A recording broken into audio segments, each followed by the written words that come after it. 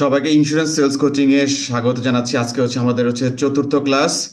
আমরা এর আগের ক্লাসগুলোতে একজন কোচ এর ভূমিকা কি, কোচ কিভাবে কাজ করে এবং লাইফের গোল কিভাবে সেট করতে হয়, তারপর কিভাবে মাস ওয়াইজ, তারপর সপ্তাহ, তারপর দিন ব্যাপী প্ল্যানিং করতে হয়, সেগুলো আমরা আলোচনা করেছিলাম এবং আপনাদের একটা অ্যাসাইনমেন্ট দিয়েছিলাম যে আমরা যে 6 মাসে একটা গোল সেট করেছি সেটা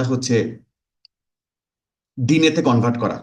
যে প্রত্যেক মাসে আমি কতটুকু করব, প্রত্যেক সপ্তাহে আমি কতটুকু করব এবং প্রত্যেক দিনে আমি কতটুকু করব।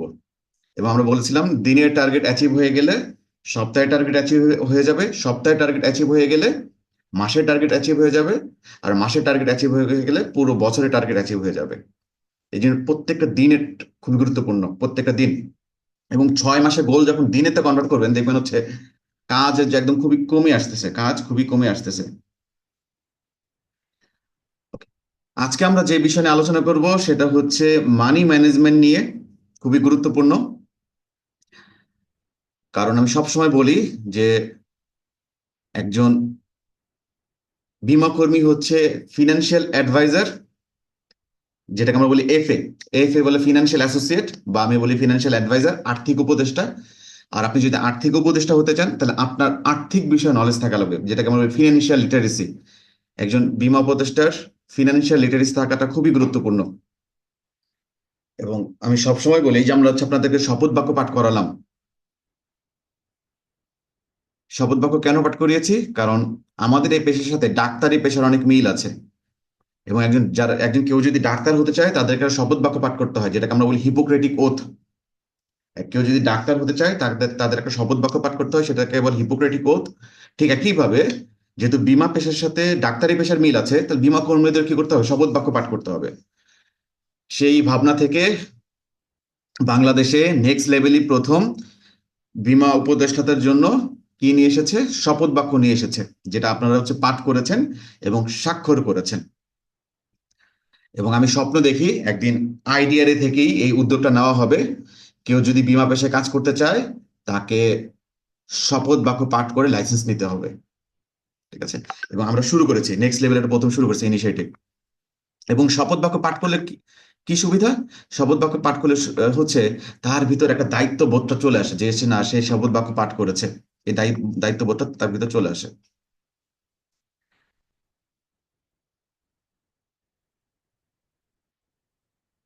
ওকে, এবার আমরা যদি সামনে আগাই যে money management for insurance sales profession, এটা নিয়ে আমরা আজকে কি নিয়ে আলোচনা করবো? আমরা আজকে আলোচনা করবো টাকা নিয়ে প্রচলিত ভুল ধারণা, বীমা প্রয়োজন নাকি অভাব, এটা নিয়ে কনসালটেটিভ সেলিং, টাকা ব্যয়ের কৌশল, 50-30-20, 6 জার মেথড, জাপানিজ আরিগাতো টেকনিক, ইসলাম সঞ্চয়ের ব্যাপারে কি বলে, ব্যাংকের ডিপিএস এবং ইন্স্যুরেন্স ডিপিএস এর মধ্যে পার্থক্য, এই বিষয়গুলো নিয়ে আমরা আলোচনা করব। টাকা কত গুরুত্বপূর্ণ, টাকা নিয়ে আপনাদের ধারণা কি, বা টাকা নিয়ে আপনারা কি কি প্রবাদ জানেন? এটা একটু চ্যাট বক্সে সবাই লেখেন, মানে টাকা নিয়ে কি কি প্রবাদ আছে। সবাই একটু চ্যাট বক্সে লেখেন যে টাকা নিয়ে কি কি প্রবাদ আপনারা জানেন।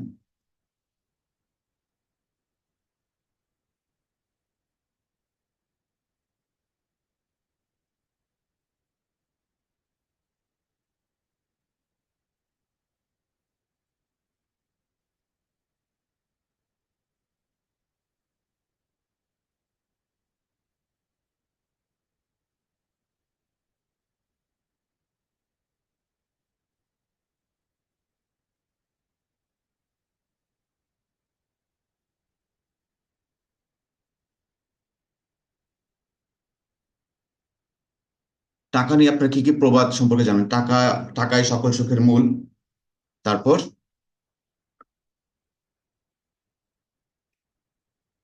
টাকা জীবনে খুবই গুরুত্বপূর্ণ, টাকায় টাকা আনে।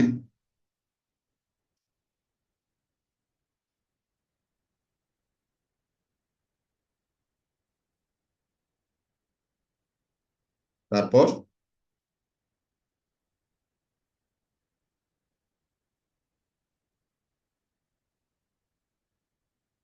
টাকায় টাকা আনে।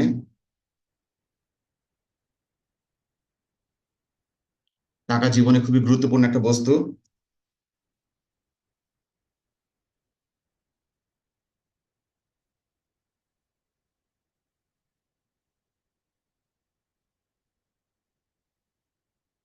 তারপর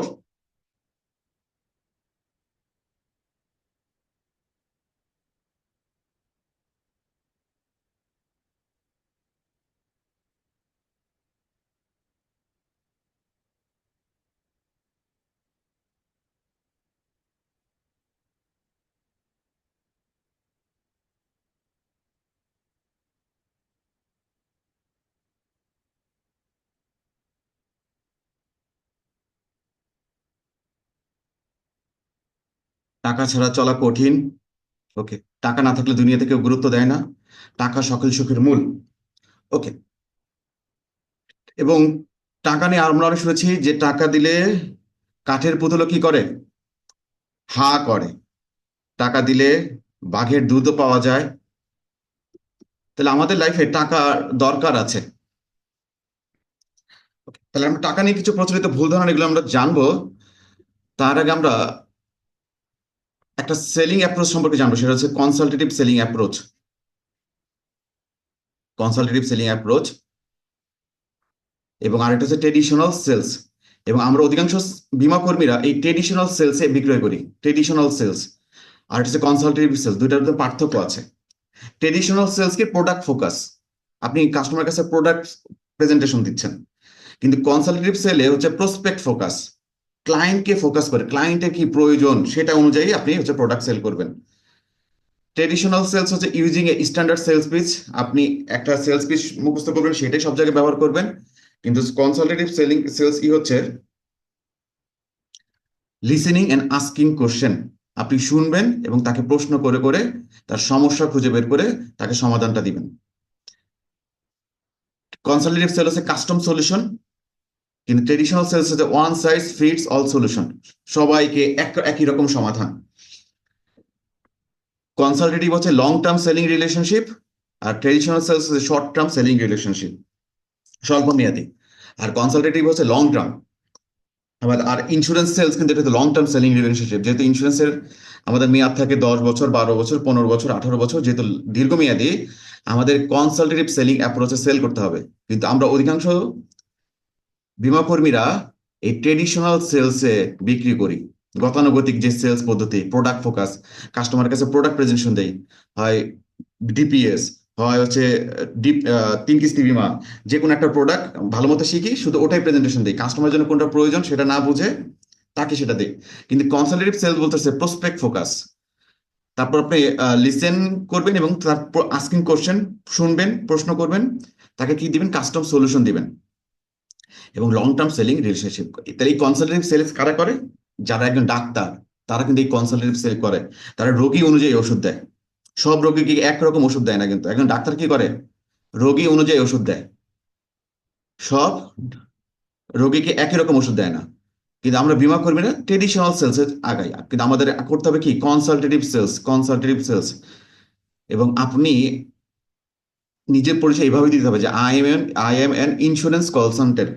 নিজের পরিচয় দিতে হবে যে আমি একজন বীমা উপদেষ্টা, ইন্স্যুরেন্স অ্যাডভাইজার বা ইন্স্যুরেন্স কনসালটেন্ট।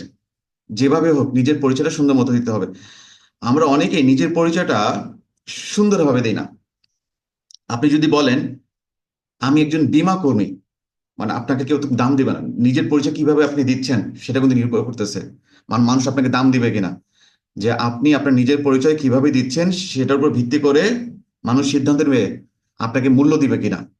কারণ আমাদের বর্তমানে বাংলাদেশ, আমাদের সোসাইটির কালচার হচ্ছে আপনি কোন পেশায় কাজ করেন সেটার উপর ভিত্তি করে আপনাকে মূল্য দিবে।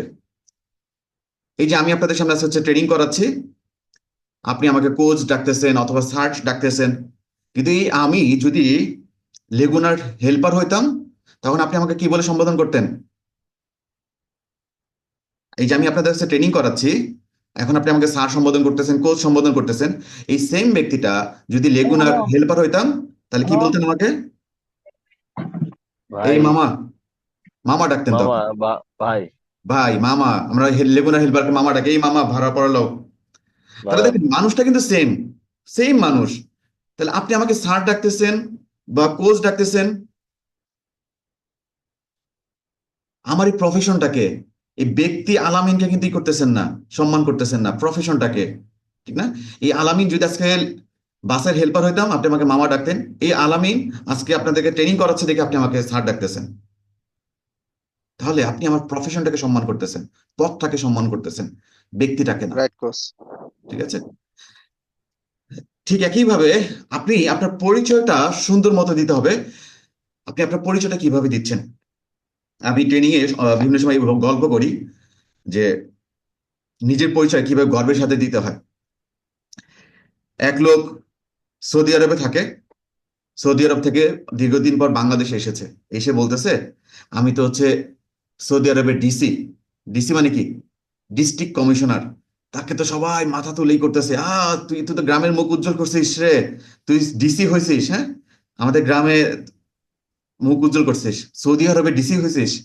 কিন্তু আসলে সে হচ্ছে ডিশ ক্লিনার। সৌদি আরবে কি করে? ডিশ ক্লিন করে।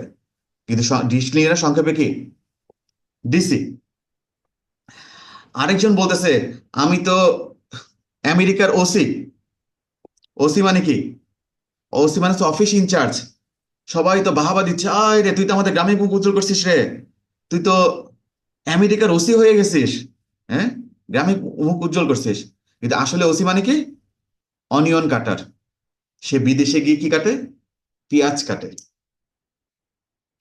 তাহলে বিদেশে গিয়ে সে পেঁয়াজ কাটে, কিন্তু আর আমরা বলতেছি কি, মানে নিজেকে তার তার পেশাকে কত সম্মান দিচ্ছি, সে ওসি হয়ে গেছে, ডিসি হয়ে গেছে। আসলে ওসি মানে কি? অনিয়ন কাটার।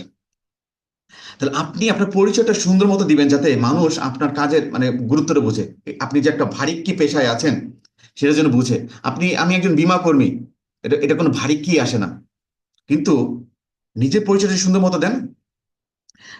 আমাদের বাংলাদেশ মানুষ তো নেগেটিভ, মানে আপনি যতই ভালো পেশা কাজ করেন না কেন, মানুষ নেগেটিভ ভাবে দেখবে। আরেকটু উদাহরণ দিয়ে যদি বলি, যে বাস চালায় তাকে আমরা কি বলি? লিখবেন কেউ চ্যাট বক্সে, যে বাস চালায় তাকে আমরা কি বলি? ড্রাইভার। ড্রাইভার। এই সেম মানুষটা যদি বিমান চালায় তাকে আমরা কি বলি? পাইলট। পাইলট। এক লোক অনেক পড়াশোনা করেছে, ট্রেনিং করে হচ্ছে পাইলট হয়েছে। পাইলট হতে কিন্তু অনেক পড়াশোনা করতে হয়, ট্রেনিং করতে হয়। করে দেন হচ্ছে সে গ্রামে গিয়েছে। গ্রামে গিয়ে তার এক চাচা জিজ্ঞেস করতেছে, বাইস্তা, তুমি কি করো? আমি তো একজন পাইলট। এত পড়াশোনা করে শেষে বিমানের ড্রাইভার? তুমি তো আমাদের বংশের মুখ একদম করে ফেললা, মানে শেষে ড্রাইভার। তাহলে দেখেন, সে বিমানের পাইলট, কিন্তু এটাকে খাটো করে বলতেছে ড্রাইভার। যে চুল কাটে তাকে আমরা কি বলি? কেউ নাপিত। লিখবেন, যে চুল কাটে তাকে আমরা কি বলি? নাপিত। নাপিত। নাপিত। এই সেম ব্যক্তি যখন হচ্ছে কোনো 5 স্টার হোটেলে গিয়ে বা কোনো এসিই দিয়ে, যেমন কোন একটা কোর্স করে যখন করে তখন আমরা বলি হেয়ার ডিজাইনার। মানে কোন কোর্স করে হেয়ার ডিজাইনার হয়েছে সে। এখন একজন হচ্ছে অনেক ট্রেনিং করেছে 5 স্টার হোটেলের, সে হচ্ছে একটা দিয়েছে, মানে হেয়ার ডিজাইনার দিয়েছে। এখন গ্রামে গিয়েছে, গ্রামে গিয়ে বলতেছে, তুমি কি করো? আমি তো একজন হেয়ার ডিজাইনার। তখন সেই চাচা আবার বলতেছে, এত পড়াশোনা করে শেষে নাপিত হইলা? নাপিত। দেখেন, তার প্রফেশনটাকে খাটো করতেছে, কিন্তু সে একজন কি হেয়ার ডিজাইনার। একটা মানে একজনের হেয়ার ডিজাইন করতে সে হয়তো দেখা 10,000 টাকা 20,000 টাকা চার্জ করে, যারা হেয়ার ডিজাইনার আপনার চুল স্টাইল করে কেটে দিবে। ঠিক একইভাবে যে রান্না বান্না করে তাকে আমরা কি বলি? যে রান্না বান্না করে তাকে আমরা কি বলি? শেফ। এত ভদ্রভাবে এমনি রাঁধুনি। হচ্ছে আমরা কি বলি, যারা লোকালি করে? রাঁধুনি। রাঁধুনি বলি, তারপর হচ্ছে বাবুর্চি বলি। জি। বাবুর্চি বলি। বাবুর্চি। ঠিক আছে? এই সেম ব্যক্তিটা যখন শেরাটন হোটেলে রান্না করে তখন আমরা তাকে কি বলি? শেফ বলি। শেফ। তাকে শেফ কোর্স করতে হয়, শেফ কোড পড়তে হয়। শেফদের কিন্তু আলাদা কোড আছে, সাদা কোড, ওটারও একটা র্যাঙ্কিং আছে। মানে সে শেফ হয়েছে, তাহলে শেফ করার জন্য কিন্তু অনেক কোর্স করতে হয়, ট্রেনিং করতে হয়। এখন একজন শেফ কোর্স করছে, যেমন আমার ছোট বোন শেফ কোর্স করেছে 45,000 টাকা দিয়ে, তার হয়েছে। তাহলে আপনি অনেক টাকা করে শেফ কোর্স করেছেন, তারপর আপনি গ্রামে গিয়েছেন, গ্রামের চাচা জিজ্ঞেস করতেছে, তুমি কি? আমি তো একজন শেফ, শেরাটন হোটেলের একজন শেফ। সাথে সাথে কি বলবে? এত পড়াশোনা করে শেষে বাবুর্চি? তুমি তো আমাদের বংশের মুখ একদম নষ্ট করে ফেললা। তাহলে দেখেন, আমাদের দেশে একদল মানুষ আছে যারা আপনার প্রফেশনটা কি করবে, খাটো করবে, যত আপনি ভালো প্রফেশন থাকেন না কেন। তাহলে নিজের পরিচয়টা কি করতে হবে, সুন্দর মতো দিতে হবে, গর্বের সাথে দিতে হবে। আমি যদি আপনাদেরকে একজন মুচির গল্প শোনাই, মুচি। মুচি মানে কি? কেউ একজন বলবেন মুচি মানে কি? মুচি মানে কি? মুচি কি যে করে? জুতা জুতা সেলাই সেলাই করতেছে। করে জুতা সেলাই করে। সেলাই আপনারা করে। তো সবাই তাহলে মুচি মুচি চিনেন। তাহলে আপনাদের যদি একজন মুচির গল্প যদি শেয়ার করি। কিছুদিন আগে আমি হচ্ছে আমার জুতা কালি করতে গিয়েছিলাম। তখন ওই মুচিকে বলতেছি যে জুতার অপারেশন করার সময় যদি আরো কোনো রোগ ধরা পড়ে তাহলে সেটাও অপারেশন করে দিয়েন। তারপর আমি বলেছি আপনার এই জুতার অপারেশন করতে আপনার ভিজিট কত দেওয়া লাগবে। তাহলে দেখেন আমি কি বলেছি, জুতার অপারেশন করার সময় যদি আরো কোনো রোগ ধরা পড়ে তাহলে সেটাও অপারেশন করেন। আর আপনার অপারেশনের জন্য আপনাকে ভিজিট কত দেওয়া লাগবে। অর্থাৎ তার প্রফেশনটাকে আমি হাইলাইট করেছি, একটু সম্মানিত করেছি। একজন মুচি, সে কিন্তু জুতার ডাক্তার। একজন মুচি কিসের ডাক্তার? জুতার ডাক্তার। তাকে আমরা যখন এই যে জুতার ডাক্তারের সাথে তুলনা করেছি তখন মুচির সাথে সাথে হেসে দিয়েছে এবং সে খুব আন্তরিকতার সাথে আমার কাজটা হচ্ছে করেছে। এবং আপনার ইন্ডিয়ান একজন মুচির গল্প যদি শেয়ার করি, ইন্ডিয়ার একজন মুচি, এটা হচ্ছে পত্রিকাতে এসেছিল। অনন্য মুচি যতটুকু কাস্টমার পায়, ইন্ডিয়ার ওই মুচি প্রচুর কাস্টমার পাইতো। কেন? কারণ তিনি ওনার পিছনে এক সুন্দর একটা ব্যানার লাগিয়েছে, এখানে জুতার ডাক্তার বসেন, জুতা দেখার সময় সকাল 9টা থেকে রাত 8টা। তাহলে লিখেছে কি, ব্যানারটা নিয়েছে যে এখানে জুতার ডাক্তার বসেন, জুতা দেখার সময় সকাল 9টা থেকে রাত 8টা, এরকম একটাই দিয়েছে। মানুষ এই যে একটা ইনোভেটিভ ভাবে মার্কেটিং করেছে, সবাই তা ওই মুচির দোকানের কাছে আসতো এবং সে প্রচুর কি পাইতো, ক্লায়েন্ট পাইতো। অর্থাৎ তার নিজের পরিচয়টা কি সুন্দর মতো দিতে হবে। তাহলে আমরা, আপনারা যখন কাউকে, কেউ যখন আপনাকে জিজ্ঞেস করে আপনি কি করেন, আপনি বলেন আমি একজন বীমা কর্মী। এটা শুনতে কোনো ভারী কি লাগে না? তাহলে আজকের পর থেকে পরিচয়টা এভাবে দিতে পারেন যে আমি একজন সরকারি লাইসেন্স প্রাপ্ত আর্থিক উপদেষ্টা। আমি একজন সরকারি লাইসেন্স প্রাপ্ত আর্থিক উপদেষ্টা। আমি প্রগতি লাইফে প্র্যাকটিস করি, আমি ডেল্টা লাইফে প্র্যাকটিস করি, আমি সোনালী লাইফে প্র্যাকটিস করি। কেউ যদি ডাক্তার হতে চায় তাকে কিন্তু হচ্ছে সরকারি লাইসেন্স নিতে হয়। আপনি এমবিবিএস পাশ করলে কিন্তু হচ্ছে নিতে পারবেন না, ডাক্তারি করতে, প্রেসক্রিপশন দিতে পারবেন না। এটা কি জানেন? আপনার হচ্ছে বিএমডিসি, বাংলাদেশ মেডিকেল বিএমএ থেকে, বাংলাদেশ মেডিকেল অ্যাসোসিয়েশন থেকেই নিতে হবে, একটা রেজিস্ট্রেশন নিতে হবে। ঠিক একইভাবে চাইলেও তো কেউ হচ্ছে বীমা মানে ইন্স্যুরেন্স বিক্রি করতে পারবে না, তাকেও কি নিতে হবে, লাইসেন্স নিতে হবে, সরকারি লাইসেন্স নিতে হবে। সেই লাইসেন্সটা কে দেয়? আইডিআরএ দেয়। তাহলে আপনাকে লাইসেন্স কে দিচ্ছে? আইডিআরএ দিচ্ছে। তাহলে আপনি তো আপনার ভুল পরিচয় তো দিচ্ছেন না যে আমি একজন সরকারি লাইসেন্স প্রাপ্ত আর্থিক উপদেষ্টা, আমি জেনিত লাইফে প্র্যাকটিস করি, আমি প্রগতি লাইফে প্র্যাকটিস করি। আজকের পর থেকে পরিচয়টা এইভাবে দেন যে আমি একজন সরকারি লাইসেন্স। দেখেন শুনতে কি লাগে, একটা ভারী কি কিন্তু ভাব চলে এসেছে। ঠিক আছে? তাহলে সবাই পরিচয়টা একটু সুন্দর মতো সবাই একটু চ্যাট বক্সে লেখেন যে আমি একজন সরকারি লাইসেন্স প্রাপ্ত আর্থিক উপদেষ্টা। আমি যার যার কোম্পানির নাম লিখে আমি অমুক কোম্পানিতে প্র্যাকটিস করি। যেমন দেখেন একজন ডাক্তারও লাইসেন্স নেয় বিএমএ থেকে, দেন সে কি করে বিভিন্ন হাসপাতাল, কেউ হয়তো পপুলার হাসপাতাল প্র্যাকটিস করে, কেউ স্কয়ার হাসপাতালে প্র্যাকটিস করে, এক একজন এক এক হাসপাতালে কি করে প্র্যাকটিস করে। ঠিক একইভাবে আপনার আইডিআরএ থেকে লাইসেন্স নিয়েছেন, লাইসেন্স নিয়ে 36টা লাইফ ইন্স্যুরেন্স কোম্পানি আছে, এখানে বিভিন্ন কোম্পানিতে আপনারা কি করতেছেন, প্র্যাকটিস করতেছেন। এটা একটা প্র্যাকটিস জব। যত ক্লায়েন্ট ভিজিট করবেন, ক্লায়েন্ট দেখবেন, তত আপনি টাকা পাচ্ছেন। তাহলে নিজের পরিচয় আজকের পর থেকে কিভাবে দিব? আমি একজন সরকারি লাইসেন্স প্রাপ্ত আর্থিক উপদেষ্টা, আমি সোনালী লাইফে প্র্যাকটিস করি, আমি জেনিত লাইফে প্র্যাকটিস করি, আমি প্রগতি লাইফে প্র্যাকটিস করি, আমি ডেল্টা লাইফে প্র্যাকটিস করি। সবাই নিজের পরিচয়টা একটু চ্যাট বক্সে লেখেন এভাবে আমি যেভাবে দিয়েছি, তাহলে মাথায় গেঁথে যাবে।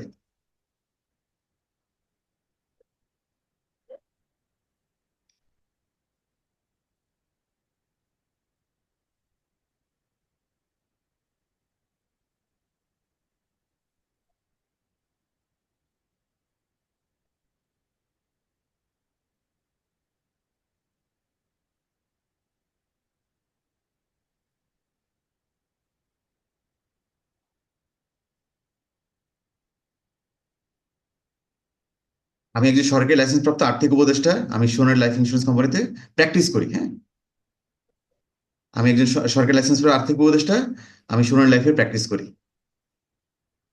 এই যে এইভাবে পরিচয় দিতে হবে। হ্যাঁ, এবং দেখেন এই যে এইভাবে পরিচয় দিয়েছেন, আপনার কাজের ওজনটা কিন্তু বেড়ে গেছে।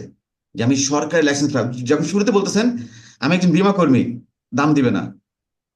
তাহলে এই যে মহসিন সাহেব, আপনি গফরগাঁওতে কাজ করেন, গ্রামের প্রত্যন্ত এলাকা গফরগাঁও, গফরগাঁও যে চাচা, পাশের বাড়ি চাচা, তারা গিয়ে যদি বলেন যে আমি একজন সরকারি লাইসেন্স প্রাপ্ত আর্থিক উপদেষ্টা, ওরে আল্লাহ আমাদের মহসিন তো বিশাল বড় কাম করে ফেলছে রে, সে তো সরকারি লাইসেন্স নিয়ে ফেলছে, দেখবেন মহসিন সাহেব আপনাকে আলাদা দাম দিচ্ছে যে আমি একজন সরকারি লাইসেন্স প্রাপ্ত আর্থিক উপদেষ্টা, আমি সোনার লাইফে প্র্যাকটিস করি, আমি অমুক কোম্পানিতে প্র্যাকটিস করি। নিজের কাজের ইটা বেড়ে যাচ্ছে। এবং আজকের পর থেকে আপনাদের এফএ দের যারা টিম মেম্বার আছে তাদেরকে এইভাবে পরিচয় দিতে বলবেন, নিজের পরিচয়টা গর্বের সাথে দিবেন। কিন্তু দুঃখের বিষয় হলো সত্য, আমি অনেক বীমা কর্মীকে দেখি নিজের পরিচয় গর্বের সাথে দেয় না। কেউ যখন জিজ্ঞেস করে কি করেন, করি একটা কোনো একটা কিছু করি, নিজের পরিচয় গর্বের সাথে দেয় না। যে আপনি বীমা পেশা কাজ করেন, এই পরিচয় আমরা দিতে লজ্জা বোধ করি, মানে পরিচয় দিলে মানে আপনাকে বাইদা রাখবে এরকম। মানে পরিচয় দিলে অনেক সময় বাইদা রাখবে, কারণ হচ্ছে অনেক কোম্পানি হচ্ছে বীমা দাবি দিচ্ছে না, ক্লেম দিচ্ছে না, ম্যাচুরিটি টাকা দিচ্ছে না, পরিচয় দিলে হচ্ছে বাইদা রাখবে। কিন্তু আপনি এইভাবে যখন পরিচয় দিবেন আমি একজন সরকারি লাইসেন্স প্রাপ্ত আর্থিক উপদেষ্টা, তখন আপনাকে কাজে একটা গুরুত্ব দিবে। তাহলে আপনাকে আগে কনসালটেন্ট হিসেবে কাজ করতে হবে, যে আই এম ইন্স্যুরেন্স কনসালটেন্ট, বা আমি একজন সরকারি লাইসেন্স আর্থিক উপদেষ্টা, আমি অমুক কোম্পানি। অর্থাৎ এমন ভাবে পরিচয় দেন যাতে আপনার কাজের ভারী কি বোঝা যায়।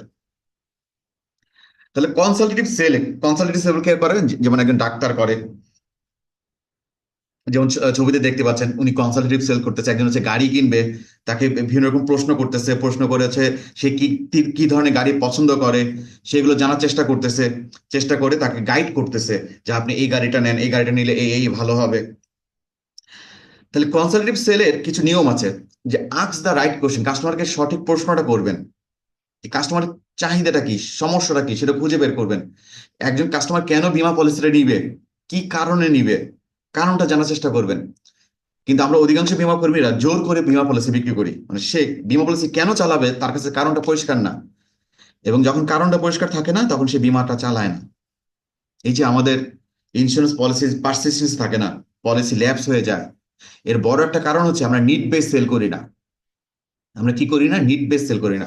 একজন কাস্টমার জানে না সেই পলিসিটা কেন নিচ্ছে। সুমন সাহেব গিয়ে বলতেছে হচ্ছে একটা পলিসি নাও, আমি তো হচ্ছে কাজ করতেছি, এটা করো, সঞ্চয় করো, কিন্তু সেই সঞ্চয়টা কেন করবে, তার উদ্দেশ্যটা কি, কেন, তার কাছে কেনটা কি ক্লিয়ার না। তাহলে একজন গ্রাহক কেন বীমা পলিসি নিবে, এটা যখন গ্রাহকের কাছে ক্লিয়ার থাকবে তখন সেই পলিসিটা কি করবে, চালাবে। ঠিক আছে। তাহলে আস্ক দ্য রাইট কোশ্চেন, তাকে সঠিক প্রশ্ন জিজ্ঞেস করবেন। তারপর হচ্ছে লিসেন অ্যাক্টিভলি, তার কথা মনোযোগ দিয়ে শুনবেন। দেন তাকে এডুকেট করবেন, তাকে শিখাবেন, কারণ কাস্টমার তো ইন্স্যুরেন্স সম্পর্কে জানে না, তাকে বুঝাবেন, সঠিক ইনফরমেশনটিকে সেটা শিখাবেন। তারপর তাকে একটা কি কাস্টমাইজ একটা সলিউশন দিবেন, দেন পলিসি ক্লোজ করবেন।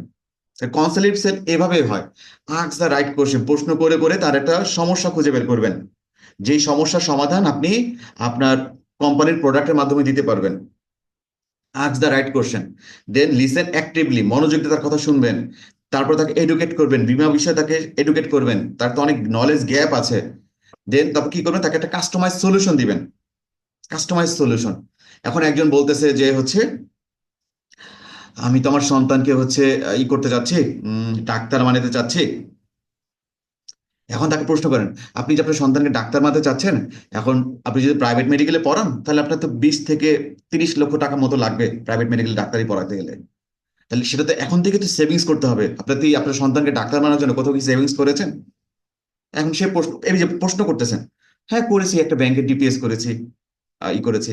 এখন তখন তাকে বলেন ব্যাংকের ডিপিএস আর হচ্ছে এই সময় পার্থক্য কি, সেটা যতটুকু জমা দিচ্ছেন আপনাকে সেটাই দিবে। কিন্তু ইন্স্যুরেন্সে যদি আপনি সেভিংস করেন আর তার নামে যদি একটা শিশু নিরাপত্তা বীমা করেন, তাহলে আপনি থাকলেও সে ডাক্তার হবে, না থাকলেও সে কি হবে, ডাক্তার হবে। তাকে এভাবে প্রশ্ন করে করে তাকে এই বোধটা জাগ্রত করেন যে না, আমার তার জন্য একটা শিশু নিরাপত্তা বীমা করা দরকার, এবং শিশু নিরাপত্তা বীমা করলে সে এই এই সুবিধাগুলো পাবে। প্রশ্ন করে করে তাকে এডুকেট করেন, তখন নিজে বলবে আসলে তাহলে তো এটাই তো নেওয়া দরকার। ঠিক আছে, তাকে একটা কাস্টমাইজ সলিউশন দিবেন, দেন পলিসি কি করবেন, ক্লোজ করবেন। তাহলে টাকা নিয়ে আমাদের কিছু প্রচলিত ভুল ধারণা আছে, যে আমরা টাকা নিয়ে আমরা ছোটবেলা থেকেই মানে হচ্ছে টাকাকে খুব খারাপ জিনিস হিসাবে দেখি, যে টাকা খারাপ না, টাকা খারাপ। এবং ছোট বাচ্চাদের হাতে টাকা দিতে চাই না, এবং টাকা দিলে খারাপ হয়ে যাবে। কিন্তু অর্থ কখনো অনর্থের মূল না। আমাদের লাইফে টাকার প্রয়োজন আছে, টাকার কি আছে, প্রয়োজন আছে, এবং নির্দিষ্ট পরিমাণ কি টাকার প্রয়োজন আছে। এবং টাকা না থাকলে অভাব যখন দুয়ার এসে দাঁড়ায়, ভালোবাসা কোন দিক দিয়ে পালায়, কেউ একটু বলবেন? অভাব যখন দুয়ার এসে দাঁড়ায়, ভালোবাসা কোন দিক দিয়ে পালায়? জানালা দিয়ে। জানালা জানালার দিয়ে ফাঁক পালিয়ে দিয়ে। যায়, জানালা দিয়ে পালিয়ে যায়। তাহলে কি আমাদের লাইফে টাকার প্রয়োজন আছে? টাকা খারাপ জিনিস না। টাকা আপনি ব্যবহার করতে পারেন না, সেটা হচ্ছে টাকা খারাপ না।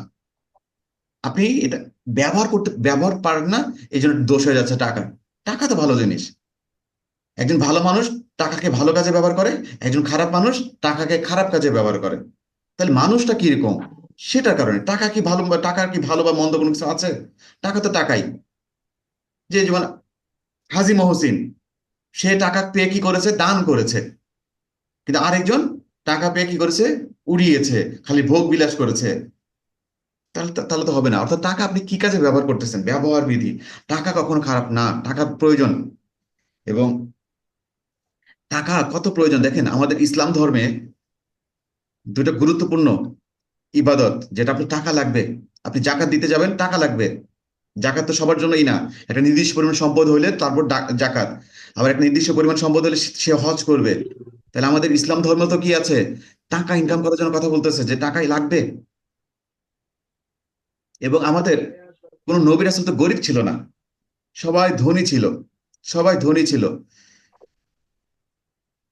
দেখেন, ইব্রাহিম আলাইহিস সালাম স্বপ্ন দেখলো যে কি, তার প্রিয় বস্তু কি করতে হবে, কুরবানি করতে হবে। কোরবানি করতে হবে। তখন ইব্রাহিম আলাইহিস সালাম কি কুরবানি করেছে, শুরুতে কি কুরবানি করেছে? তা উট ছিল, উট কোরবানি করে দিয়েছে। 100 উট ছিল, 100 উট কোরবানি করে ফেলেছে। তাহলে দেখেন, ওই সব 100 উট যার আছে, সে কি গরিব? প্রচুর ধনী ছিল। না। ঠিক আছে, তাহলে আমাদের ইসলাম ধর্ম আমাদের ধনী হতে শেখায়। আমাদের নবীজি তিনি ধনী ছিলেন। তাহলে ধনী হওয়া হচ্ছে নবীর সুন্নত। আমরা অনেকে বলি যে গরিব গরিব, কিন্তু ধনী হওয়া কি নবীর সুন্নত। আমাদের টাকা ইনকাম করতে হবে, কিন্তু এই অর্থ আপনি কিভাবে কাজে লাগাচ্ছেন সেটা খুবই গুরুত্বপূর্ণ।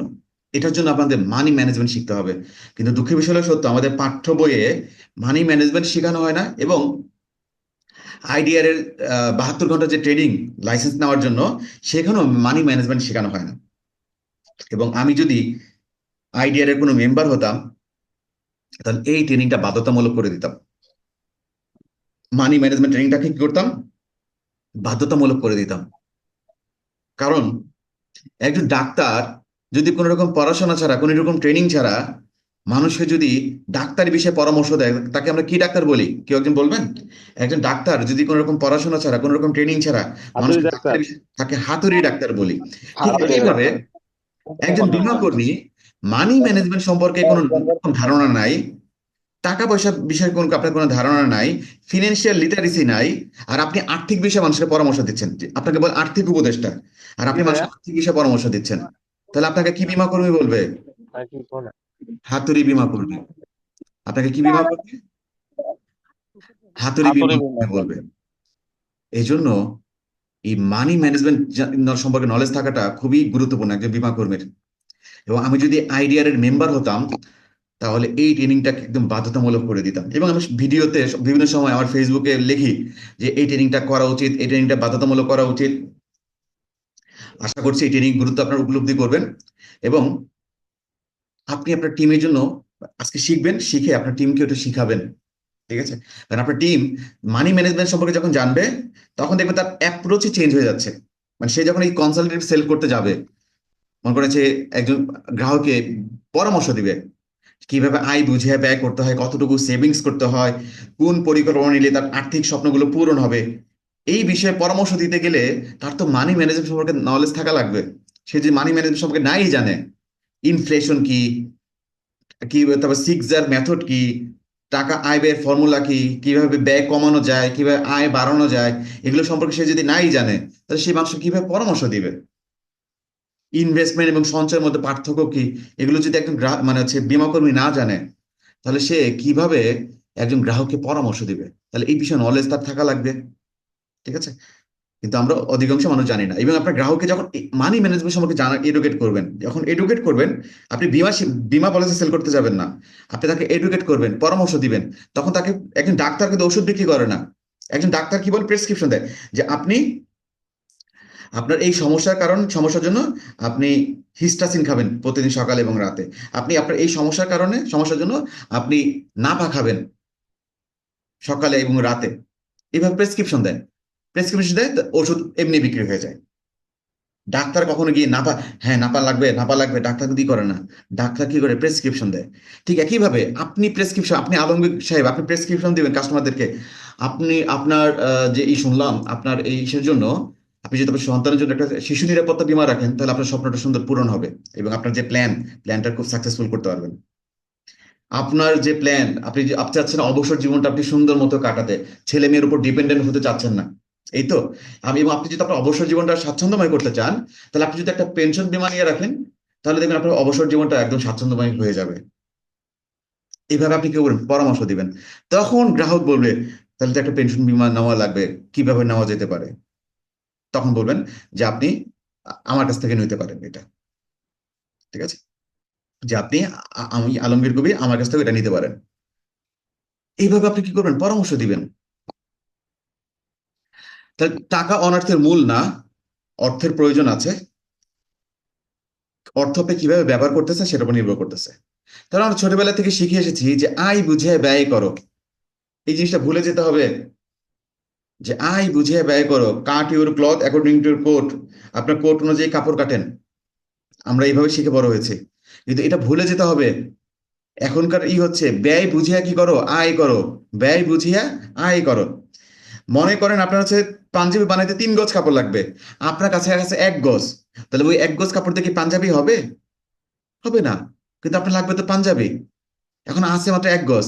আর কিন্তু আপনার প্রবাদ শিখাচ্ছে আপনার 1 গজ কাপড় আছে, ওই 1 গজ কাপড় দিয়ে আপনাকে পাঞ্জাবি বানাইতে হবে। তাহলে 1 গজ কাপড় দিয়ে কি পাঞ্জাবি হবে? ওই 1 গজ কাপড় দিয়ে কি হবে? স্যান্ডো গেঞ্জি।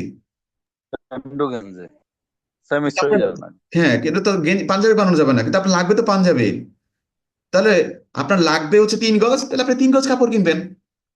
তাহলে এখনকার কি, ব্যয় বুঝে আয় করো। আয় বুঝে ব্যয় না, ব্যয় বুঝে কি করো, আয় করো। শিখিয়ে দিবেন। পারসেপশন চেঞ্জ করতে হবে, আমাদের পারসেপশন চেঞ্জ করতে হবে। অনেকে মনে করে খরচের মাধ্যমে মনে তৃপ্তি আসে। ভুল। খরচ মানে আরো কষ্ট।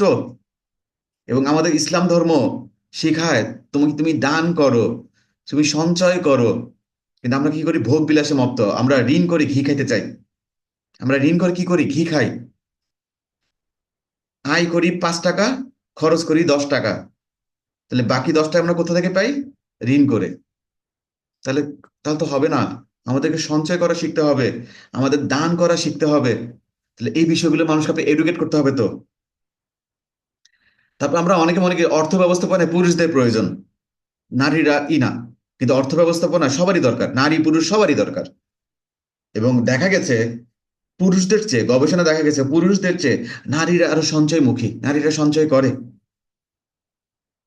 আমি আমার আম্মাকে হচ্ছে হাত খরচের জন্য প্রত্যেক মাসে 1,000 টাকা করে দেই।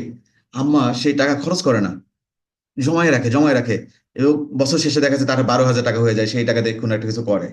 মানে সঞ্চয় করে রাখে, যে কষ্ট কষ্ট করে হলেও সেটা দিয়ে সঞ্চয় করে রাখে। আপনি আপনার ওয়াইফকে টাকা দিবেন, দেখবেন সেটা সঞ্চয় করে রাখে। এবং আমাদের গ্রামে একটা ছিল, আগে এক সময় প্রচলন ছিল, এখন একটু কমে গেছে। মুষ্টি চাল রেখে দিত। মানে হচ্ছে আগে রান্না করার সময় 1 মুঠ চাল আলাদাভাবে রেখে দিত, যেটাকে আমরা বলি বরকতের চাল। আর বরকত হয়ে যেত। তাহলে এই যে এক মুষ্টি করে চাল আলাদাভাবে রেখে দেওয়ার পর মাস শেষে দেখা গেলো 30 মুঠ চাল হয়ে গেছে। ওই 30 মুঠ চাল দিয়ে আরো 3 দিন খাওয়া যেত। এই যে মুষ্টির চাল, আপনার মা চাচি রেখেছিল এই মুষ্টির চাল, যেটা আমরা বললাম আমাদের টাঙ্গাইলে রাখে। জি রাখে স্যার। রাখে জি স্যার, আগে আগে রাখতো। আগে রাখতো। এখনকার এখনো রাখে না, কারণ হচ্ছে এখন এটা আমাদের হচ্ছে প্রাচুর্য বেড়ে গেছে, আমাদের অভাব নাই, এই জন্য আমরা রাখেন। কিন্তু আগে তো একটা অনেক অভাব ছিল, মানে হিসাব করে চলতে হইতো। আবার রাখবে যখন চাউলের দাম অনেক বেড়ে যাবে, তখন আবার রাখা শুরু করবে। তাহলে এটার মোরাল অফ দ্য স্টোরি কি? মোরাল অফ দ্য স্টোরি হচ্ছে সঞ্চয় করতে হবে আপনাকে, একটু একটু করে সঞ্চয় করতে হবে।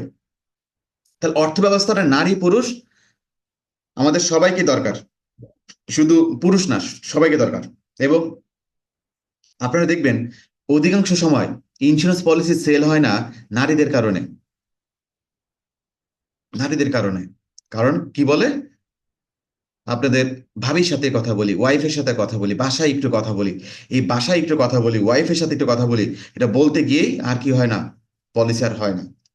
তাহলে ওয়াইফকেও মানি ম্যানেজমেন্ট শেখাইতে হবে, নারীদেরকেও মানি ম্যানেজমেন্ট শেখাইতে হবে। তারা যদি মানি ম্যানেজমেন্ট গুরুত্ব বুঝে, তাহলে সেই সঞ্চয়ের গুরুত্ব বুঝবে, সেই ইন্স্যুরেন্সের গুরুত্ব বুঝবে। একজন নারী যখন মানি ম্যানেজমেন্ট সম্পর্কে জানবে, সে তার স্বামীকে অবশ্যই ইন্স্যুরেন্সের আওতায় নিয়ে আসবে, তার নিজের সেফটির জন্য। কারণ আমাদের সমাজে একজন নারীর শ্বশুর বাড়িতে খুঁটি থাকে কতক্ষণ? যতক্ষণ তার স্বামী জীবিত থাকে এবং তার একজন পুত্র সন্তান হয়। তাহলে তার স্বামী জীবিত থাকে, এই স্বামী যদি না থাকে, নারী কিন্তু শ্বশুর বাড়িতে কোনো মূল্য থাকে না। কিন্তু সেই নারী যখন বীমা থেকে এককালীন অনেকগুলো টাকা পায়, দেখা গেছে ওই এককালীন টাকার জন্য শ্বশুর শাশুড়ি তাকে রেখে দিচ্ছে। এরকম অনেক ঘটনা আছে। আমরা যেমন হচ্ছে বীমা জয়িতা নামে হচ্ছে আমরা একটা প্রোগ্রাম করতাম, আপনারা দেখবেন। আমরা 6টা পর্ব করেছি। ওই বীমা জয়িতে এক ম্যাডাম গল্প শেয়ার করতেছিল। উনি হচ্ছে মুন্সিগঞ্জের হচ্ছে একজন হচ্ছে নারীর পলিসি করেছিল। পলিসি করেছে মানে হচ্ছে তার হচ্ছে আগে কাবিন হয়েছে, এরপর হচ্ছে পরে তুলে নিয়েছে। এখন মুন্সিগঞ্জ কিন্তু হচ্ছে পদ্মা নদীর পাড়ে। ভাগ্যের কি নির্মম পরিহাস, যেদিন বাসর রাত সেদিনই ওই নারীর স্বামী সাপের ছোবলে মারা গেছে। সবাই তো তাকে, ওই নারীকে অপয়া বলতেছে যে বাসর রাতে স্বামী রেখাইয়া ফেলছে, তাকে তাড়াই দিয়েছে। কিন্তু 3 দিন পর শ্বশুর শাশুড়ি যখন জানলো তার হাজবেন্ড তার বউর জন্য 10 লাখ টাকা একটা বীমা করে রাখছে, এবার বৌমা তো কি হয়ে গেছে, লক্ষ্মী। হ্যাঁ বৌমা, তুমি তো লক্ষ্মী, তুমি তো অনেক ভালো, 10 লাখ টাকা তো ই করতে হবে। পরে ওই 10 লাখ টাকা ই করার জন্য প্রথমে দেখেন দেখেন বাসরাতে বউ মাইরা ফেলছে, মানে স্বামী মাইরা ফেলছে, এই জন্য বউরে তাড়াই দিয়েছে অপয়া বলে। 3 দিন পর বীমা কর্মী গিয়ে যখন বলেছে, হাই হাই কি করলেন, আপনার বৌমা তো হচ্ছে 10 লাখ টাকা পাবে ইন্স্যুরেন্স কোম্পানি থেকে, তখন এই বৌমা কি হয়ে গেছে, অপয়া থেকে লক্ষ্মী হয়ে গেছে। তখন ওই 10 লাখ টাকা ই করার জন্য পরে বাড়ি ই ছিল, দেবর ছিল, তার সাথে বিয়ে দিয়ে ই করেছে, তাদের সাথে 10 লাখ টাকা এখানে থাকে। তাহলে দেখেন, আপনি যাকে বিয়ে করেছেন, আপনার অবর্তমানে আপনার এই আদরের বউ চলে যেতে হতে পারে শ্বশুরবাড়ি থেকে, কিন্তু সে যদি এখন যখন আছে লামসাম একটা অ্যামাউন্ট পাবে, সে কিন্তু আপনার বাড়িতেই থাকতে পারবে। আর যদি তার বাড়ি, আপনার বাড়িতে যদি ঠাই নাই হয়, তারপর সে এই লামসাম অ্যামাউন্ট দিয়ে কি করতে পারবে, তার মতো করে সে চলতে পারবে। তাহলে প্রত্যেক নারী যখন মানি ম্যানেজমেন্টের গুরুত্ব বুঝবে, বীমার গুরুত্ব বুঝবে, তখন কিন্তু আর বলবে না যে হচ্ছে যে স্বামীকে বীমা করতে না করবে না, স্বামী উল্টা পরামর্শ দিবে তুমি এটা বীমা করে রাখো। দেখেন আমরা ছোটবেলা থেকে ইয়ে হয়েছে, টাকা ব্যয় করার চেয়ে আয় করা কঠিন, ঠিক না? আমরা এটা শুনে বড় হয়েছি, টাকা ব্যয় করার চেয়ে আয় করা কঠিন। ব্যয় করা তো সহজ, আপনি আমাকে 2,000 টাকা দেন, আমি 1 মিনিটে খরচ করে ফেলবো। ব্যয় করা কত সহজ। কিন্তু এই কথাটাকে আমি ঘুরিয়ে আমরা এভাবে বলি, টাকা আয় করার চেয়ে ব্যয় করা কঠিন। টাকা আয় করার চেয়ে কি করা কঠিন, ব্যয় করা কঠিন। অনেকে হচ্ছে একটু অবাক হয়ে যাচ্ছে, হ্যাঁ কি বলে, টাকা আয় করা হচ্ছে ব্যয় করা কঠিন কেন? কিন্তু অ্যাকচুয়ালি টাকা আয় করার চেয়ে ব্যয় করা কঠিন। ওকে, আমি 1 মিনিট একটু ব্রেক নিচ্ছি।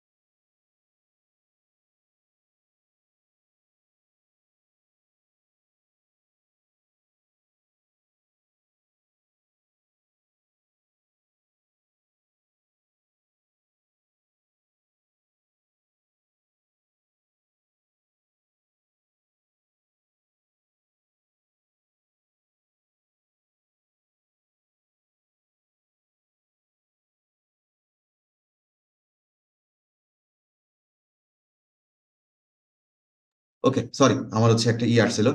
তাহলে অর্থ ব্যবস্থাপনায় নারী পুরুষ সবারই কি আছে প্রয়োজন। আচ্ছা, এবার টাকা ব্যয় করার চেয়ে আয় করা কঠিন না, টাকা আয় করার চেয়ে ব্যয় করা কঠিন। তাহলে আমরা অধিকাংশ মানুষ টাকা ব্যয় করি না, কি করে অপচয় করি। আমরা অধিকাংশ মানুষ টাকা মানে কি ব্যয় করি না, কি করে অপচয় করি। এবং যারাই টাকা সঞ্চয় করেছে তারা ব্যয়ের লাগাম ধরে সঞ্চয় করেছে। টাকা তো আয় তো সবাই অনেকেই করতে পারে, আপনারা দেখবেন আশেপাশে অনেক মানুষ আয় করে কিন্তু সঞ্চয় করতে পারে না। দেখেছে মাসে লাখ টাকা ইনকাম করে কিন্তু মাস শেষে গিয়ে দেখে কোনো টাকা নাই, সব টাকা খরচ হয়ে গেছে। কিন্তু আপনার আরেকজন কলিগ মাসে 50,000 টাকা ইনকাম করে কিন্তু সে 20,000 টাকা সেভিংস করে ফেলতেছে। কিন্তু আপনি সুমন সাহেব লাখ টাকা ইনকাম করেও টাকা ধরে রাখতে পারতেছেন না, কিন্তু আপনার আরেকজন 50,000 টাকা ইনকাম করেও দেখা যাচ্ছে 20,000 টাকা সঞ্চয় করে ফেলতেছে। তাহলে আমরা অনেকেই প্রচুর ব্যয় করে ফেলি, টাকা মানে ব্যয় লাগাম টানতে পারি না, সঞ্চয় করতে পারি না। তাহলে যারাই, আপনি যদি কোটিপতি হতে চান, অনেক টাকার মালিক হতে চান, আপনার ব্যয় লাগাম ধরতে হবে। ব্যয় কিভাবে কমাইতে হয় সেটা আপনাকে শিখতে হবে। ঠিক আছে? তাহলে টাকা আয় করার চেয়ে কি করা কঠিন, ব্যয় করা কঠিন। গ্রাহকদেরকে এটা এই ধরনের প্রশ্ন করবেন, গ্রাহকরা অবাক হবে।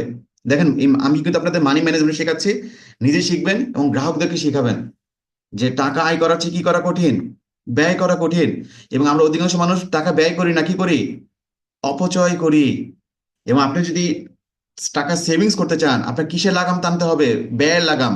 এবং যারাই ধনী হয়েছে তারা ব্যয়ের লাগাম সঞ্চয় করে বিনিয়োগ করেই তো ধনী হয়েছে।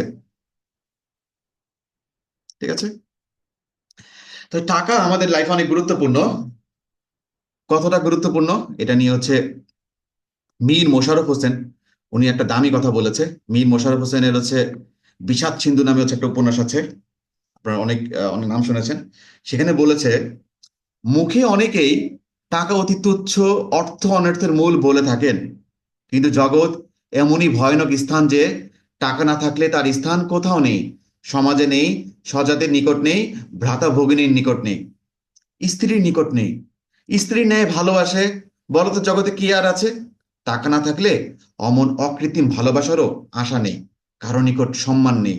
টাকা না থাকলে রাজাই চিনে না, সাধারণে মান্য করে না, বিপদে জ্ঞান থাকে না। জন্ম মাত্র টাকা, জীবনে টাকা, জীবনান্তে টাকা, জগতে টাকারই খেলা। এবং দেখেন আমরা কিন্তু সবাই এই যে টাকার পিছনে কিন্তু ছুটতেছি। এই যে সকালবেলা বের হয়ে যাচ্ছেন, মিটিং কল করেছে 8টায়, আপনি 8টার সময় চলে যাচ্ছেন, কেন, টাকার জন্য। এই যে হেড অফিস থেকে মিটিং এর জন্য কল করেছে আব্দুর রহিম সাহেব, সে খুলনা থেকে ঢাকায় চলে আসতেছে মিটিং এর জন্য, কেন, টাকার জন্য। হুম? এই যে সুমন বসাক সাহেব রাত 10:30 বেজে গেছে এখনো দোকান খুলে রেখেছে, কিসের জন্য, টাকার জন্য। তাহলে আমরা সবাই এই টাকার জন্য কিন্তু কিন্তু কি করতেছি, কাজ করতেছি।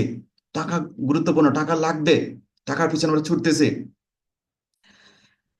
কিন্তু টাকা আমরা অনেকে ধরতে পারতেছি, অনেকে ধরতেছি কিন্তু ধরে সব খরচ করে ফেলতেছি, টাকা ধরে রাখতে পারতেছি না, ভবিষ্যতের জন্য কি রাখতে পারতেছি না, ধরে রাখতে পারতেছি না। তাহলে কিভাবে এই করা যায়। এবং টাকা না থাকলে বিপদে কি থাকে না, জ্ঞান থাকে না। এই যে মানুষ ছিনতাই, আমাদের সমাজে ছিনতাই বেড়ে গেছে, কেন বেড়ে গেছে, কারণ টাকা নাই, কর্মসংস্থান ব্যবস্থা নাই। অনেক গার্মেন্টস বন্ধ হয়ে যাচ্ছে, গার্মেন্টস বন্ধ হয়ে যাওয়ার কারণে তারা কি হয়ে যাচ্ছে, তারা এখন হচ্ছে ছিনতাই করতেছে, ডাকাতি করতেছে। গার্মেন্টস মালিকরা হচ্ছে বেতন দিতে পারতেছে না, গার্মেন্টস বন্ধ হয়ে যাচ্ছে। তাহলে গার্মেন্টস শ্রমিকরা এখন হচ্ছে এরকম চুরি ডাকাতি পেশায় নেমে যাচ্ছে।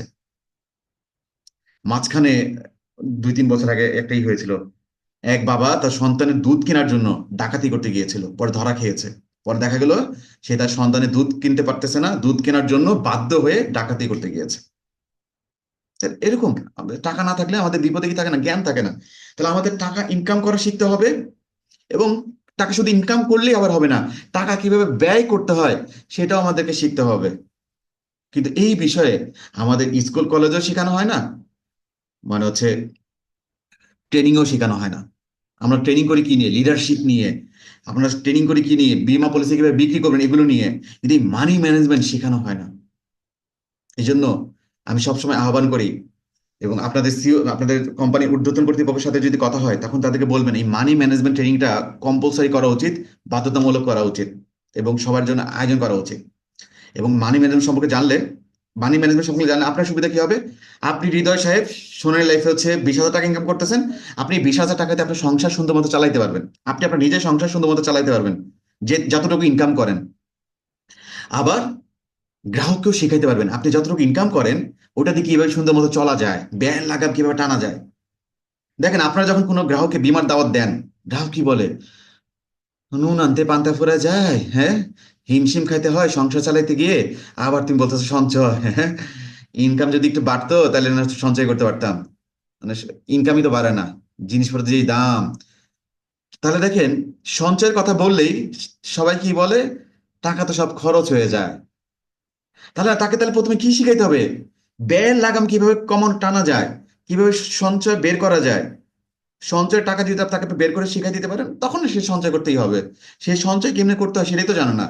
সে 100 টাকা ইনকাম করলে 110 টাকা খরচ করে ফেলে, সে কেমনে সঞ্চয় করবে? তাকে বিমা সঞ্চয়ের কথা বলতে উল্টো আপনাকে কি করবে? তাকে সঞ্চয় করার রাস্তা শিখাই দিতে হবে। তাহলে দেখেন, এই মানি ম্যানেজমেন্ট ট্রেনিংটা কতটা গুরুত্বপূর্ণ। তাহলে এটা আমরা সম্পর্কে জানবো ডিটেলস, আপনারা শিখবেন এবং অন্যদেরকে শিখাবেন। এবং আমি এই বিষয়ে হচ্ছে ডিটেলস ট্রেনিং করাই, আমার সুন্দর ট্রেনিং মডিউল আছে এই বিষয়ে। এবং আপনাদের সিও স্যারদের সাথে যখন কথা হবে তখন বলবেন যে এই ট্রেনিংটা যেন হচ্ছে করায়। তাহলে আমাদের সবারই টাকা লাগবে, আমরা এবং টাকার পিছনে আমরা ছুটতেছি ছুটতেছি ছুটতেছি, কিন্তু কোথায় গিয়ে আমাদের থামতে হবে সেটা আমরা বুঝি না। কোথায় গিয়ে আমাদের থামতে হবে সেটা আমরা বুঝি না। আমরা টাকা ইনকাম করতেছি করতেছি করতেছি, কিন্তু কোথায় গিয়ে টাকা থামতে হবে সেটা আমরা বুঝি না। বলা হয়ে থাকে টাকা হচ্ছে টয়লেটের মতো। অনেকে মাথার উপর দিয়ে যাচ্ছে, হ্যাঁ স্যার কি, কোচ কি বলে? টাকা হচ্ছে কিসের মতো? টয়লেটের মতো। টয়লেটে আমরা কতক্ষণ বসে থাকি? যতক্ষণ আমার প্রয়োজন। টয়লেটে আমরা কতক্ষণ বসে থাকি? যতক্ষণ আমার প্রয়োজন। প্রয়োজন শেষ, আমরা কিন্তু টয়লেটে আর বসে থাকি না। হৃদয় সাহেব, মনে করেন আপনি, যেমন আমরা শুনি এই যে আরব শেখদের গল্প শুনি, হৃদয় মাহমুদ সাহেব, মনে করেন আপনি স্বর্ণের টয়লেট বানিয়েছেন, স্বর্ণের কমোড বানিয়েছেন, তাহলে হৃদয় সাহেব কতক্ষণ বাথরুমে বসে থাকবেন? উহ, হ্যাঁ, স্যার, স্বর্ণের কমোড হইলে, সারাদিন। স্বর্ণের কমোড হলে সারাদিন বসে থাকবেন বাথরুমেই? হ্যাঁ, আর কোনো কাজকর্ম করবেন না? হ্যাঁ, আপনার কমোড না স্যার, স্বর্ণের ওটার হোক, রূপার দরকার হোক, নাই। বা চীনামাটির হোক, আমরা বাথরুমে কতক্ষণ বসে থাকি? যতক্ষণ আমার প্রয়োজন। প্রয়োজন শেষ, আমরা বের হয়ে আসি। জি স্যার। Right coach. রাইট, ঠিক না? আপনার কমোড, বাথরুম যতই দামি হোক, যতই স্বর্ণের হোক, যতই রূপার হোক, যেমন স্বর্ণের কমোডিটি হাগু করে, মানে আরব শেখরা যারা হচ্ছে মানে তেলের টাকা আছে, কাঁচা টাকা, তারা কিন্তু স্বর্ণের বানায়, কমোডে হাগু করে। কিন্তু যারা আরব শেখ স্বর্ণের কমোডে হাগু করে, তারাও কি সারাদিন বসে থাকে 24 ঘন্টা? বসে থাকে তো না। কতক্ষণ বসে থাকে? যতক্ষণ তার প্রয়োজন ততক্ষণ। প্রয়োজন শেষ, বের হয়ে আসে। ঠিক একইভাবে টাকা আমাদের লাইফে হচ্ছে বাথরুমের মতো। আমাদের বুঝতে হবে আমার টাকা কতটুকু প্রয়োজন। আমার প্রয়োজন শেষ, আমি টাকার পিছনে দৌড়াবো না। কিন্তু টাকার পিছনে আমরা এতটাই লোভে পড়ে যাই, খালি ছুটতেই থাকি ছুটতে থাকি ছুটতে থাকি, আর টাকার পিছনে খালি ছুটতেই থাকি ছুটতে, কখন যে আমাদের থামতে হবে আমরা সেটা বুঝি না। আপনাদের যদি একটা রাশিয়ান গল্প শেয়ার করি, আপনারা অনেকেই শুনেছেন। মানে এটা মূলত একটা রাশিয়ান গল্প, মানে আমাদের আমাদের দেশে হচ্ছে আমরা কাস্টমাইজ ভাবে আমাদের দেশের মতো করে বলি। এক রাজা, তার প্রচুর জমি, তার কাছে এক লোক এসেছিল। লোক এসে রাজার কাছে, রাজা তাকে খুশিয়ে বলেছে তোমাকে আমি একটা জিনিস দিব। মানে তার কাজের প্রতি খুব সন্তুষ্ট। সন্তুষ্ট হওয়ার কারণে সেই লোকটাকে বলেছে তোমাকে একটা জিনিস দিব, সেটা কি? তুমি এই যে আমার জমি দেখতে পাচ্ছ, এখান থেকে দৌড়াবা, দৌড়াইয়া আবার ফেরত আসবা। যতটুকু দৌড়াইবা, দৌড়াইয়া ফেরত আসবে, অতটুকু জমি তোমার হচ্ছে তোমার। রাজা তাকে ঘোষণা দিয়েছে। গল্পটা বোঝার চেষ্টা করেন। রাজা ঘোষণা দিয়েছে যে তুমি এই সকালবেলা শুরু করবা, দৌড় শুরু করবা। দৌড় শুরু করে সন্ধ্যার আগে আবার তোমাকে এখানে কি আসতে হবে? ফেরত আসতে হবে। এবং যতটুকু দৌড়াবা, দৌড়ে ফেরত আসবা, অতটুকু জমি কি তোমার হয়ে যাবে। বিশাল বড় সুযোগ রাজা ঘোষণা দিয়েছে। তো সুমন সাহেব, এরকম যদি একটা ঘোষণা দেয় যে আপনি ঠাকুর গায়ের যতটুকু জমি দৌড়াইতে পারেন দৌড়াই আবার ফেরত আসবেন, অতটুকু জমি আপনার হয়ে যাবে, তাহলে দৌড় খুব স্পিডে দৌড় শুরু করবেন না? ওই লোক প্রচুর স্পিডে দৌড়াচ্ছে দৌড়াচ্ছে দৌড়াচ্ছে দৌড়াচ্ছে দৌড়াচ্ছে, দুপুর 12টা বেজে গেছে, মানে সে ঘামতেছে, সে বলছে আরেকটু দৌড়াই, আরেকটু দৌড়াইলে তো আরেকটু বেশি পাবো। আবার দৌড়াচ্ছে দৌড়াচ্ছে, এভাবে 3টা বেজে গেছে, সে আরেকটু আরেকটু দৌড়াই আরেকটু দৌড়াই, এভাবে 4টা বেজে গেছে। তখন তার হুঁশ হলো আমাকে তো আবার ফেরত আসতে হবে, নাহলে তো আমি মানে যতটুকু দৌড়াচ্ছি এটা তো আমি পাবো না। পরে সে 4টার সময় প্রচুর স্পিডে দৌড়াচ্ছে দৌড়াচ্ছে দৌড়াচ্ছে দৌড়াচ্ছে দৌড়াচ্ছে দৌড়াচ্ছে দৌড়াচ্ছে, দৌড়াইতে দৌড়াইতে দৌড়াইতে একদম টায়ার্ড হয়ে গেছে, ক্লান্ত হয়ে গেছে, ক্লান্ত হয়ে গিয়ে পরে মাটিতে লুটিয়ে একসময় কি হয়েছে, মারা গেছে। এবং মৃত্যুর সময় দেখা গেছে তার মাত্র 3.5 হাত মাটি লেগেছে, 3.5 হাত জায়গা লেগেছে।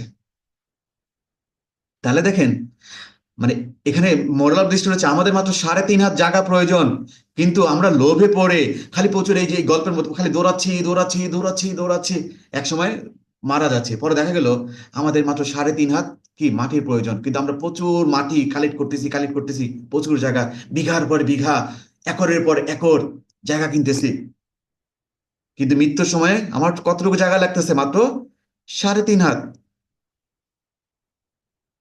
তাহলে অমর্ত্য সেন, অর্থনীতিবিদ অমর্ত্য সেন, উনি একটা দামি কথা বলেছে। অমর্ত্য সেন নোবেল পুরস্কার পেয়েছে, আমাদের পাশের দেশেই। উনি বলেছে কোনো সময়ে দুর্ভিক্ষ সম্পদের অভাবের কারণে হয় নাই, কোনো সময় দুর্ভিক্ষ কিসের অভাবের কারণে হয় নাই, সম্পদের অভাবের কারণে হয় নাই। কিসের কারণে হয়েছে? সম্পদের সুষম বন্টনের অভাবের কারণে হয়েছে। এই যে দেখেন, আমরা, আপনারা যদি কোনো বুফে রেস্টুরেন্টে যান দেখবেন কত খাবার অপচয় হয়। কক্সবাজার একটা হোটেলে দেখেছিলাম, মানে ওখানে এইভাবে লিখে রেখেছে যে গতকালকে 108 কেজি খাবার অপচয় হয়েছে, যা দিয়ে 500 মানুষকে খাওয়ানো যেত।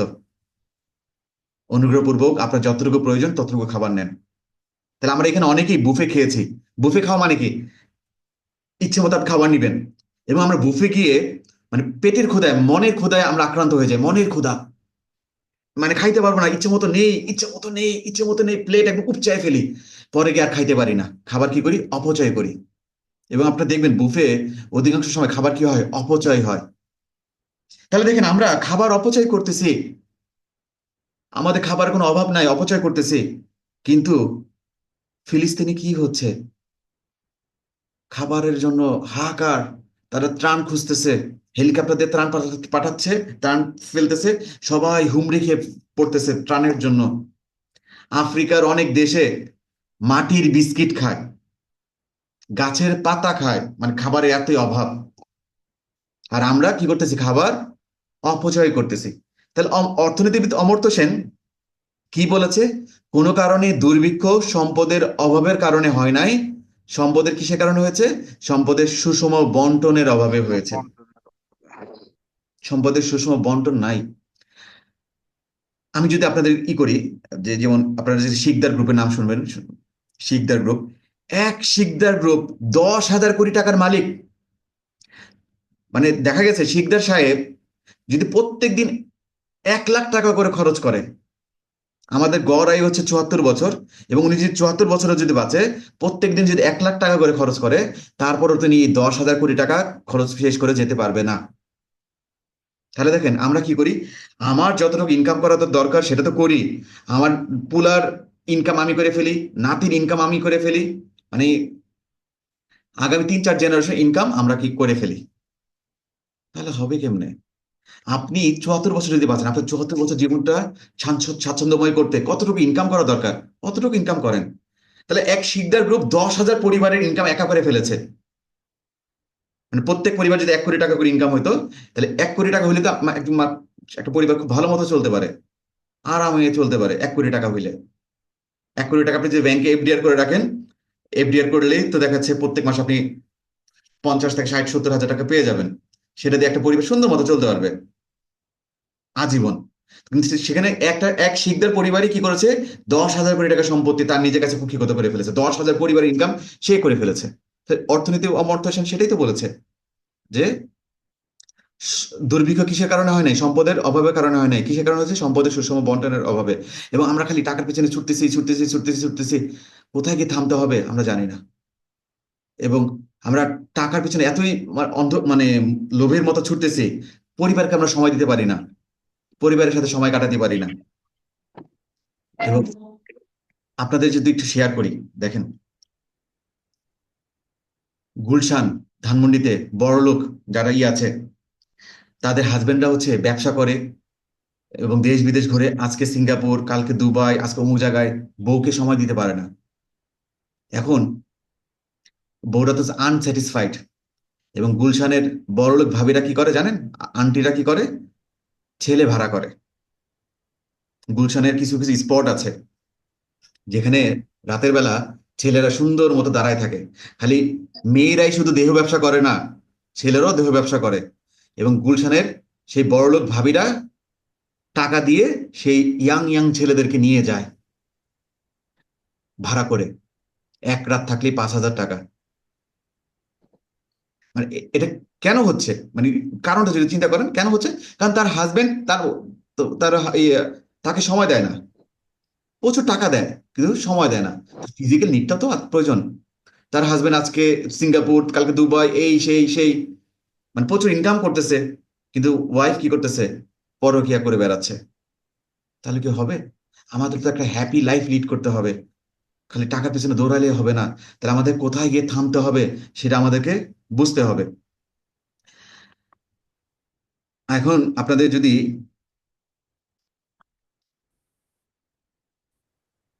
একটা গান গাওয়ার কিছু নাই, আমার 3 পুরুষ, তাহলে দেখেন আপনি ইনকাম করতেছেন, কষ্ট করে আপনি ইনকাম করেছেন, নিজের মানে হচ্ছে নাওয়া খাওয়া ভুলে, শরীরের উপর অত্যাচার করে, লাইফটাকে কোনো এনজয় না করে আপনি ইনকাম করেছেন কষ্ট করে। এই ইনকাম করার পর আপনার ছেলে লাট বাহাদুর হয়ে গেছে, সে পায়ের উপর পা তুলে আপনার টাকা উড়াবে, খাবে, ফিরবে। এরপর আপনার নাতি এসে দেখবে খাবার কিছু নাই, দাদা কষ্ট করে যা ইনকাম করে গেছে তার বাপ সব খাইয়ে ফেলছে। নাতিকে আবার আব্দুর রহিমের মতো আবার কষ্ট করতে হবে, খুলনা টু ঢাকা, খুলনা টু ঢাকা।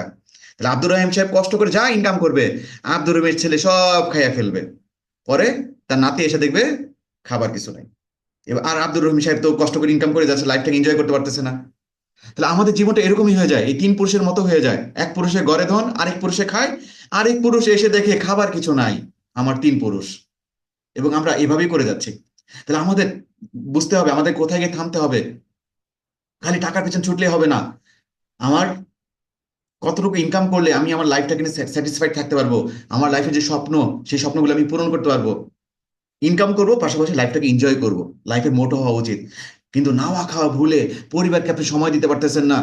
পরিবার চাচ্ছে চলো একটা সিনেমা দেখে আসি, না, মিটিং আছে। আপনার সন্তান আপনার আপনার বলেছে বাবা চলো একটু পার্কে যাই, আপনি আপনার সন্তানকে সময় দিতে পারতেছেন না পার্কে যাওয়ার জন্য।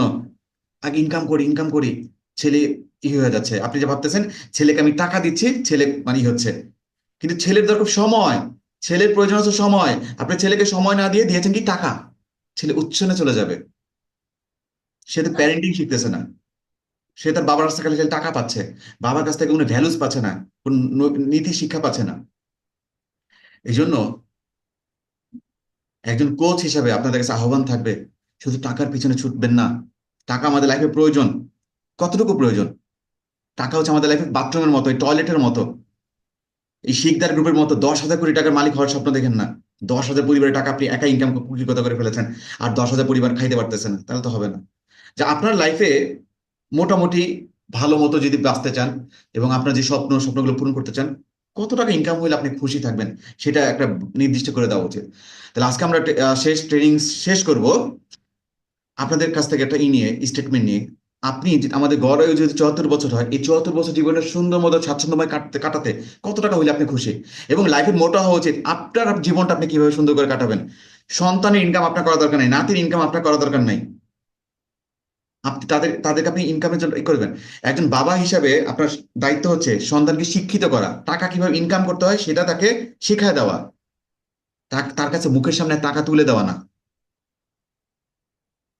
আমি কিন্তু একটা সুন্দর একটা প্যারেন্টিং শেখাচ্ছি।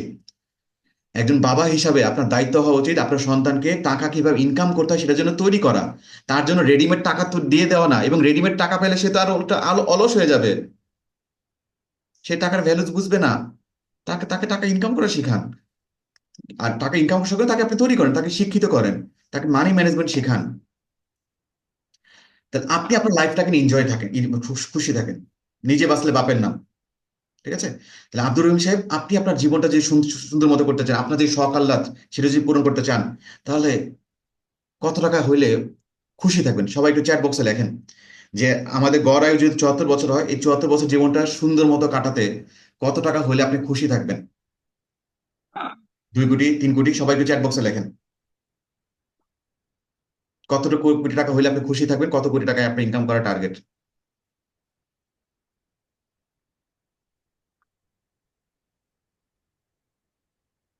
মোশাররফ সাহেব 2 কোটি, ইমরুল সাহেব 1 কোটি, হৃদয় সাহেব 1 কোটি, আলমগীর রানা সাহেব 10 কোটি।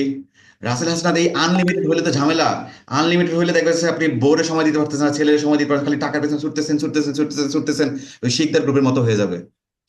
একটা বাউন্ডারি রাখেন। আপনার যে স্বপ্ন, আমাদের লাইফের তো একটা স্বপ্ন আছে, গোল আছে। সেই গোল অ্যাচিভ করার জন্য আমার কত কোটি টাকা লাগবে, সেটাই করেন। আর টাকার পেছনে যখন এভাবে ছুটতে থাকবেন, তখন দেখবেন পরিবারকে সময় দিতে পারতেছেন না। আপনি সুন্দর ব্যাডমিন্টন খেলেন, সেই ব্যাডমিন্টন খেলার সময় পাবেন না।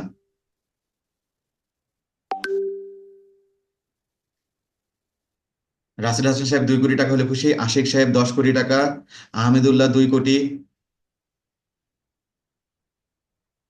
এবাদুল সাহেব 10 কোটি, আব্দুর রহিম মাসিক 1 লাখ টাকা হিসাবে, আরেকজন 20 কোটি, সুমন বসাক 3 কোটি, আশিকুর রহমান 10 কোটি, আলমগীর কবির 1 কোটি, শহীদুল সাহেব 5 কোটি, রাসেল রাসেল হাসান সাহেব একটু লিখে ফেলেন কত কোটি। আনলিমিটেড না, আনলিমিটেড কোনোই না, হইতে হবে, নির্দিষ্ট হইতে হবে।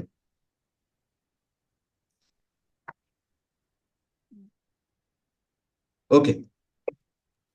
আল্লাহ তালা সবাই আলহামদুলিল্লাহ 5 কোটি। আল্লাহ তালা আমাদের সবার এই চাওয়াটা কবুল করুক। মানে হচ্ছে কিভাবে, মানে হচ্ছে কোথায় গিয়ে আমাদের থামতে হবে। দেখেন, দিন শেষে আমাদের মাত্র তিন তিন হাত, 3.5 হাত জমি লাগে, কিন্তু আমরা খালি টাকার পিছনে দৌড়াচ্ছি দৌড়াচ্ছি। টাকার পিছনে খালি দৌড়ালে হবে না, লাইফটাকে এনজয় করতে হবে। লাইফটাকে এনজয় করতে হবে। একটু কক্সবাজারে যান ফ্যামিলিকে নিয়ে, একটু সেন্ট মার্টিনে যান ফ্যামিলিকে নিয়ে, মাসে একটা মুভি দেখে আসেন পরিবারকে নিয়ে। আপনার শখের যে জিনিস সেটা করেন। ওই দিন একজনের সাথে কথা হচ্ছিল, তার সে হচ্ছে লিখতে খুব ভালোবাসে। সে কিন্তু সে কাজ নিয়ে এতই ব্যস্ত, লেখালেখির সময় পায় না। তার জীবন নিয়ে সে খুব দুঃখ, সে লিখতে পারে না।